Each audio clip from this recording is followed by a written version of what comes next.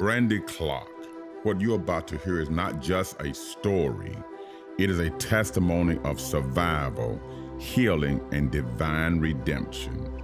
Her story carries weight, it carries honesty, and it carries proof that trauma does not get the final word. Grace does. Ladies and gentlemen, I present to you Brandii as she shares her Grace to be Great story.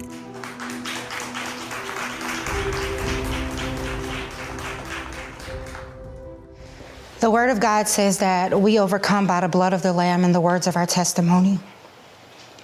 My testimony has many chapters, some deeper than others, but the one that I chose to share today stems from a really deep place. I struggled with my weight for as long as I can remember, but my weight was never just about food and eating badly. It stemmed from a place that was much deeper. I was sexually abused by a grown man, a family friend that my family trusted. Needless to say, that set the tone for my whole life up until this point. It made me become codependent, and I relied on other people to make me feel good, make me feel happy. And the experience was one that I'd never forget. I was in so much pain and I was suffering. My mom helped as much as she could, but in certain families, in certain homes, we're taught that we don't go to counseling. We don't, seek professional help. We go to God and pray and it's all over. But God bless us with therapists and things like that to help us along our journey. For me, the low self-esteem took over me. And in any crowd that I went into, I shrunk so that I wouldn't be seen, even though I wanted to feel wanted, right? So I met a man and that man used me. He saw that big girl or that plus size woman and he said, she's vulnerable. She will give me anything. And he was right. I did. The cars, bought him a car, got him an apartment, gave him everything he wanted. I worked 3 jobs to take care of him while he was taking care of himself with other people. He was my first in everything. So I felt lost and I thought that I'd never overcome. And I became suicidal. And I attempted suicide 3 times. But there's one specific time that rocked my world the last time. I was in so much pain one day, physically, and I went to the hospital and I was admitted into the hospital and they sent me home with pain pills. And I remember I took all of the pain pills out of the bottle. I think I had like 13 left. And I wrote suicide notes to my family, my pastors, my siblings, and my parents. And I spread them on the table. I was very dramatic. I spread them on the table and put roses on them. So when they found them, it'd be pretty, and laid out really nice. And I remember I turned all the lights off and my house was dark. And I laid in the middle of the floor and I had the pills in one hand and a glass of water in another hand. And I kid you not, I was crying. I was sobbing. The snot was running from my nose. And I said, God, I'm ready to go.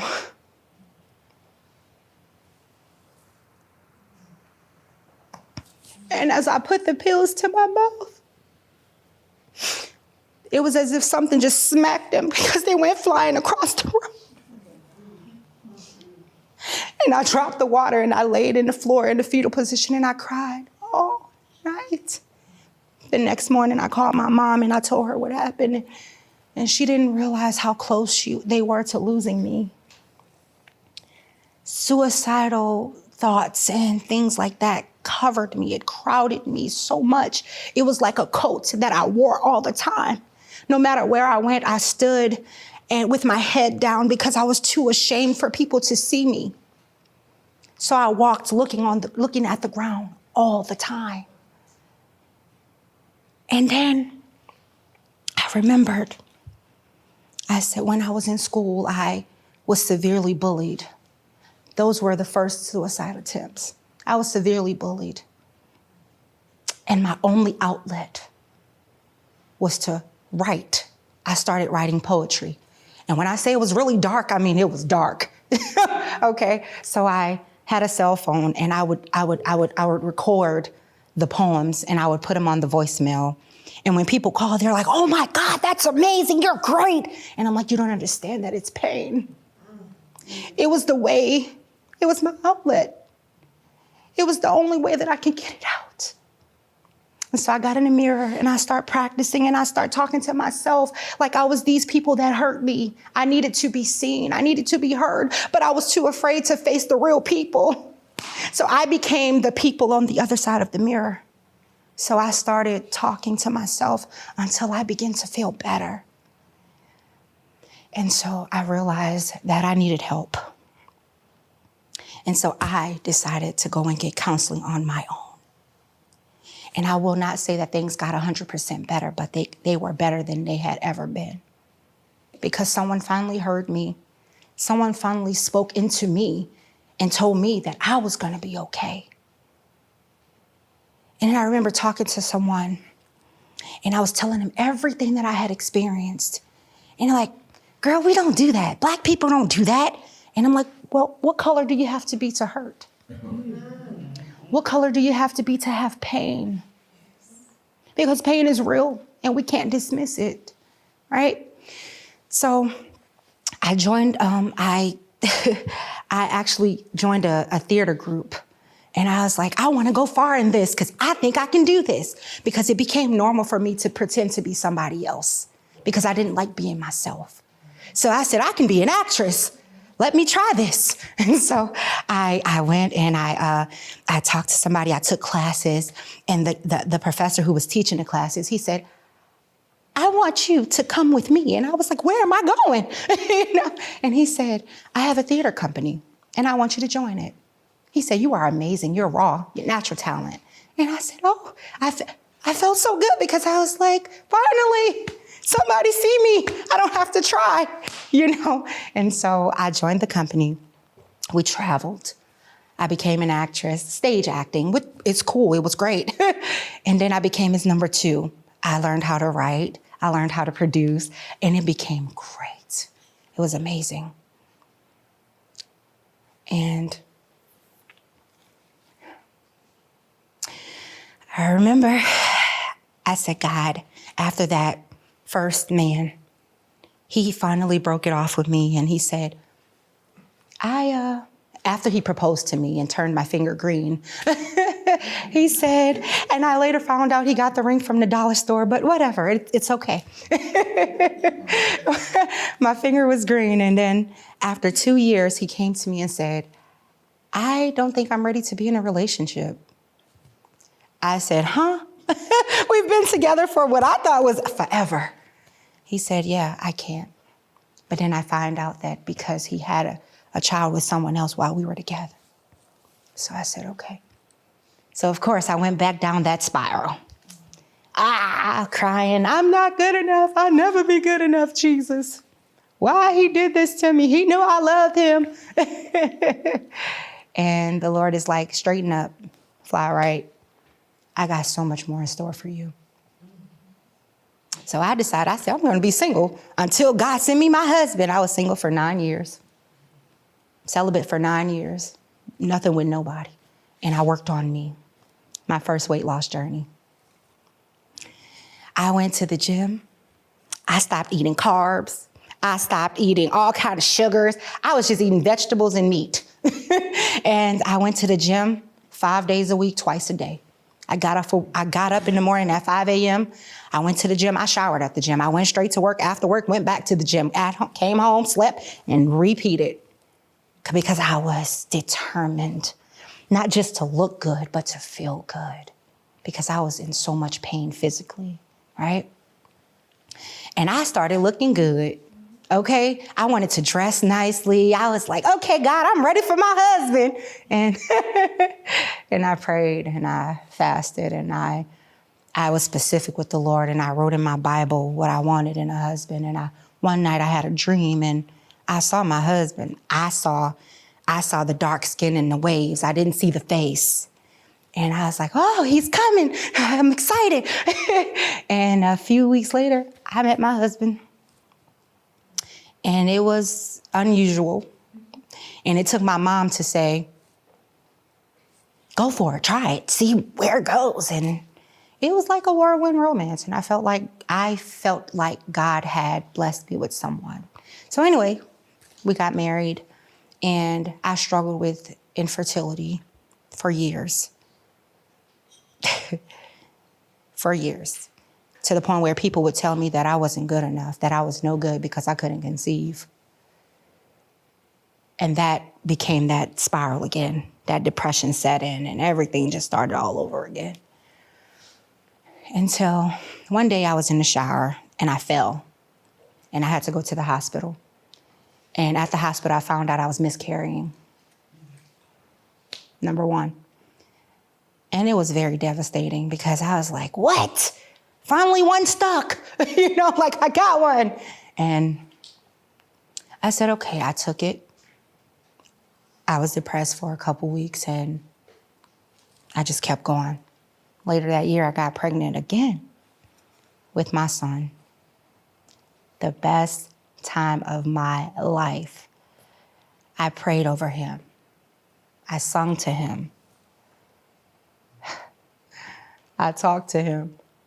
He would kick and flip and flutter and everything. And his first 3D ultrasound, he was jumping on the screen. In my belly, he was flipping while he was sucking his thumb. And I mean, it was amazing. It was an amazing sight. And so as we were leaving the ultrasound center, the front desk lady said, would you guys like to put a heartbeat in a teddy bear? His heartbeat in a teddy bear? And we were like, yes, that would be amazing, cool, And we did. And about 3 weeks later, 2 weeks later, we had a gender reveal.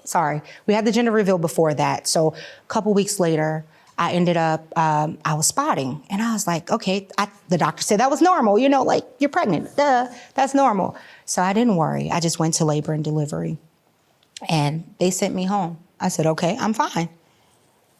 Next day, I started feeling pain. I said, okay, I'm going again. I went 8 times in 1 week. Each time they sent me home. They said, you're fine. Stop stressing. You're worried too much. You're good. Everything's great. I said, okay. The next week I went to my follow-up ultrasound, see how baby was doing. My husband's right here and I'm right here. And the ultrasound tech, she did her thing and she walked. She said, I'll be back. Usually they'll tell you, put your clothes on, whatever. She said, I'll be back. And I looked at my husband and I was like, what's happening? He was like, calm down, it's okay, you'll be all right.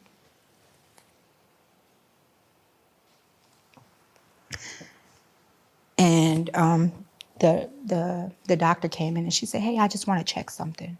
I said, okay. So she went back down in there and she said, you look at this on the screen. She said, your cervix is open. She said, your baby is trying to come. I said, huh? No, he can't come now, like it's too early. And she said, it's okay, we can still do something about it. So she consulted the other doctors and they admitted me into the hospital. The next morning, I went into surgery and I had a cerclage put in. It's to stop the baby from coming. They stitched me up. And that next day I went home. And my husband had gone to work and this day, 2 days later, my water broke. So my baby was determined to be here, to meet his mother. And I ended up in the hospital again. And my baby was coming out feet first. His feet was out. And so, mind you, I had a cerclage. So they're like, how? And so the doctor, the first decision they made was to take the stitch out because it could have ripped me open. So they took the stitch out, and my son was all kind of ways. His hand was out at one point, his feet was out at one point, but never his head, right? So I decided, I'm like, okay, so we're in the hospital, and I'm like, God, help us, help us figure this out. There was no decisions that I made on my own because, again, I'd never had a baby before. This was my first time. So I was relying on the medical professionals, the doctors, to tell me what to do. So I asked for a maternal fetal medicine doctor, the specialty doctors, because I was a big girl. So I needed that, you know? And they said, oh, somebody's on site. They're on scene. And the one doctor that had been taking care of me, he had left already. And I asked him, I said, is there somebody here that can replace you while you're gone? He said, yes, we have Dr. Goldberg here. I'm like, okay, cool. So this doctor allowed the residents to take care of me. He never talked to me. He introduced himself one time and I never heard from him again, right? So they moved me to a delivery room. That's the room before you go into the actual delivery room, the surgery room. So I said, okay. So they're monitoring everything. My son's heartbeat was 158. He was just jumping, having a good time. And they had the monitor on and I could hear his heartbeat. And at one point, my husband and I felt like his heartbeat had went down. And we're like, okay, what's going on? But they kept coming in, putting their hand up there, taking it out. Putting it, I say they did this about 12 times, right? They say, we're going to follow your lead. You let us know how you feel. I'm like, how can I do that? I don't know how I feel. I never had a baby before. So they were waiting on me. And every time I felt something, I'm like, hey, he kicked. Hey, he's twiddling, he's twitching. Because he was. He was twitching and twiddling, and I can feel every bit of it down there. And I asked the nurse, I said, please tell me why I feel twiddles and twitches. She said, oh, he's in your vaginal canal. I said, huh? Is that normal? She said, oh, he's fine. Okay. So I stopped feeling him twiddle and twitch. So I told my husband, I said, I don't feel the baby anymore. He's not moving. He said, so he raised the sheet and he looked, he said, and he started freaking out. Nurse, my baby's feet, they're sticking out and they're purple. So everybody ran in the room. Everybody came running in. And as they ran in, they're like, get her out, let's go. You know, they're taking me to the delivery room. And I remember my husband, he had passed out earlier that day because he couldn't handle all the pressure, all the blood and everything. So my niece was there, my oldest niece. And she came in with me. And you're like, push. And I'm like, I'm trying. I've never pushed nothing out this size. And they're like, okay. So they finally gave me some medicine to help me relax to push him out. So I pushed him out. And I was like, thank you, Jesus. He's out. I get to meet my baby. I'm excited. I'm happy. And then I turned around. I looked this way as I'm bleeding on the floor. And there was the NICU doctor. And she rubbed my arm. And I said, what happened? She said, I'm so sorry, Mama. We tried everything we could.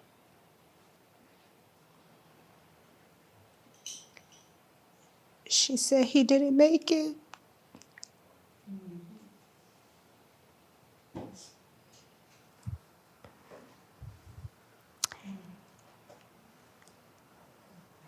So the doctor told the nurse, go get her husband.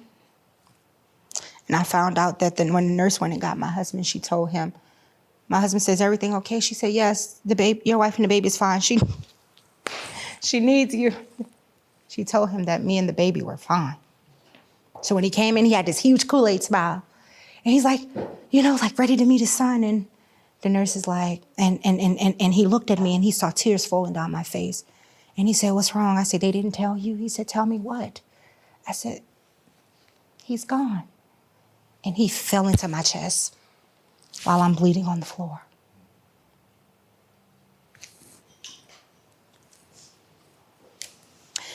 There was a doctor, a resident doctor. She was the last one that put her hand up there and took it out before my son slid out. And she ran out of the room. And we didn't know why. And that's when my husband had discovered our baby was sticking out of me, basically. And that same doctor, she was on side of me crying. She was rubbing my arm and she was so hurt and so sad. And at the moment before the other doctor came in, I couldn't figure out why she was crying because she knew that he was already gone. But nobody told me. They had me in expectation of a baby boy. So they say, you want to hold your baby? I said, no. I want to take my baby home. He said, we're sorry. So my husband went and seen the baby and held him, and they allowed him to stay with us for as long as we needed. He laid in the bed beside me for 12 hours. I had never seen my husband cry before, and the floor was filled with puddles of tears. They allowed us to take pictures and for memory and things like that. I will say that despite the sexual abuse that I encountered, the path that it created for my life, that was one of the worst times of my life. And I felt like I was going crazy. I had no idea what I was going to do. You get the guilt. What could I have done differently to prevent that? You get the shame, the pain, everything. But I'm gonna rewind a little bit. Before I got pregnant with my son, I was on weight loss journey number 2. Okay, and I decided I needed to be held accountable, and I knew I couldn't hold myself accountable because I had gained all the weight from the first one all over again. So I said I need to be held accountable. So I've been a dancer my whole life, big girl and all. And I was deemed flexible. It's like, you're big, but you're flexible. You can move. I'm like, thank you, I think, you know? And so I turned the camera on, I turned some music on, and I just started dancing. And I said, I'm gonna dance to lose weight. And I did. I lost over 95 pounds in the first couple months. And I posted it on social media. And then the first 2 weeks, I gained 10,000 followers. Within 3 months, I was at 30,000 followers. So people were watching. So I had to keep it up. I was like, okay, I gotta keep it up. So they held me accountable, but they didn't even know it. And they play a major part in who I am now, right? I've always been the person who hid, but also who stood in the front. I spoke. I talked to people.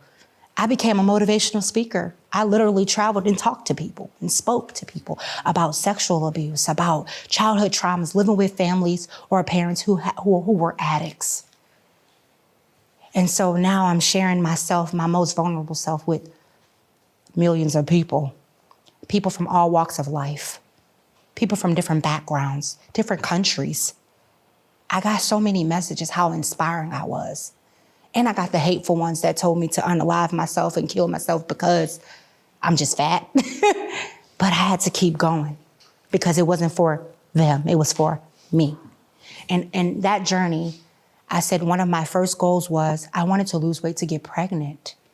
And I met that goal despite losing my baby. I met that goal. Mind is clearer. And it's not just about the looking good. It's about the feeling good. Okay, even my heart condition got a little bit better. So that's a plus for me, right? And so I spoke about having many chapters to my testimony. I didn't even hit the depth of my life. From homelessness twice, sleeping in the parking lots of Walmart, couch hopping, sleeping in my car in a park at night. I didn't talk about that, but that's one.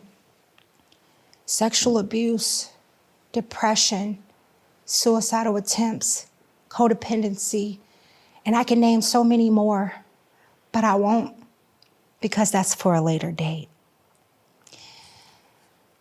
If what I shared today can help one person that's driving, crying, that's looking out the window, sad and depressed, that's sitting on the couch wondering what's next for them. Not the good next, but the bad next, looking for the other foot to drop. If the story that I shared today could help one other person believe and know that life is livable, it's survivable. I'm a walking testimony. Most people see me and say, you're so bubbly. Oh my God, you're so sweet. I'm like, thank you. It took a while to get there. I used to be like this. I always wore a smile in front of the frown and the sadness. And I thank God for allowing me to be able to pour into other people. I'm not sitting here today saying that I'm okay 100%. I am healed 100%. Like I'm the most successful healed person in the whole wide world. That's not what I'm saying, because I'm still living in my testimony. What I'm saying is that the things that you're facing and you're going through is survivable. And God has you in the palm of his hand, and he has predestined our life for greatness. And each and every one of us have purpose and destiny. And so if I've helped one person, the road to grace was worth it. My name is Brandii Clarke, and I'm Grace2B great.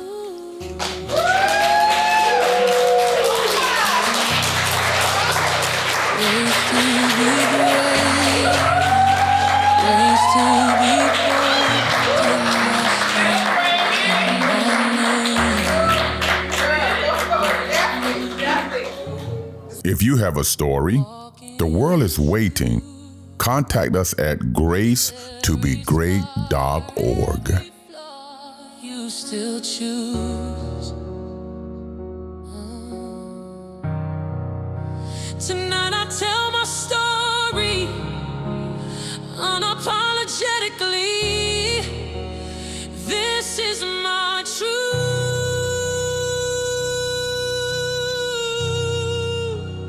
Grace to be great.